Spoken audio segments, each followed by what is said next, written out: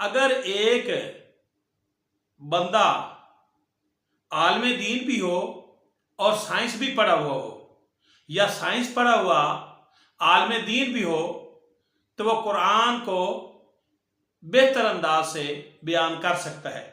ایک دن عزیز مصر کی بیوی کی نیت خراب ہوئی اور وہ حضرت یوسف علیہ السلام کو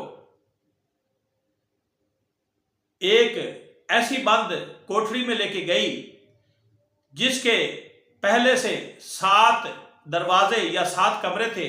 وہ تالے لگاتی لگاتی آخری 7ویں کوٹری میں چلی گئی۔ آپ اندازہ لگائیں اس وقت کتنے بڑے تالے ہوا کرتے تھے، اور آخری کمرے میں ریشم کا بستر بچھا کر کے اور یوسف علیہ السلام کے حسن و جمال کی تعریفیں کرنے لگی اور کہا وقالت حیت لک، اے یوسف جلدی آؤ۔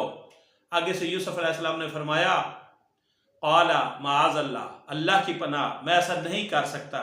یوسف علیہ السلام کو اندازہ ہو گیا کہ اس وقت عزیز مصر کی بیوی کی نیت ٹھیک نہیں ہے۔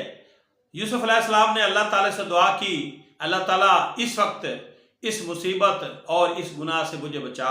یوسف علیہ السلام کو معلوم تھا کہ 7 کمروں کے دروازے بند ہیں، تالے لگے ہوئے ہیں، پھر بھی یوسف علیہ السلام کو یقین تھا کہ اللہ تعالیٰ مجھے اس گناہ سے بچائے گا۔ حضرت یوسف علیہ السلام دوڑے ہیں، تالے بھی کھلتے گئے، کنڈے بھی کھلتے گئے، اور آخری دروازے پر انہوں نے جا کے عزیز مصر کی بیوی اور یوسف علیہ السلام نے عزیز مصر کو دیکھا۔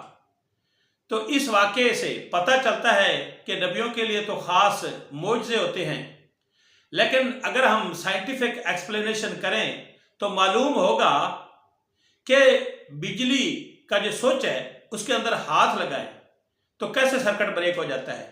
لاجک گیٹس یعنی ریموٹ کنٹرول سسٹم، جب ہم موبائل کو یوں کرتے ہیں تو موبائل خود بخود اس کے کھلتا جاتا ہے اور آگے نئے نئے پروگرام آتے جاتے ہیں۔